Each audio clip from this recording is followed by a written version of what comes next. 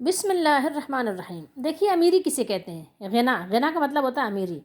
रसूलुल्लाह सल्लल्लाहु अलैहि वसल्लम ने फरमाया, मुस्लिम शरीफ है, आपने फरमाया कि अमीरी वो नहीं है कि बहुत सारा माल जमा कर लिया, बहुत सारा आपने दुनिया का सामान जमा कर लिया, बल्कि अमीरी ये है, ग़िना ये है कि इंसान लोगों के पास जो माल है ना, उससे बेपरवाह हो, बेफ़िक्र हो, जो मिल गया उसी में खुश है, उसी में अल्लाह का शुक्र बजा ला रहा है।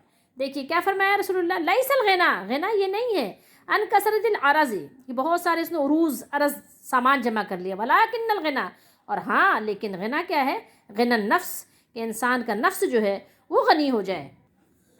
तो बहुत से लोगों के पास बहुत सारा माल होता है, लेकिन वो और के चक्कर में और मिल जाए और मिल जाए और मिल जाए, इस चक्कर में वो क्या करते हैं कि वो हरीस ही बने रहते हैं। अभी उनके ज़ाहिर है उनको वो ग़िना उनको हासिल ही नहीं हुआ, अभी तो वो हरीस ही लालची बने हुए हैं, ज़्यादा के चक्कर में लालची बने हुए हैं।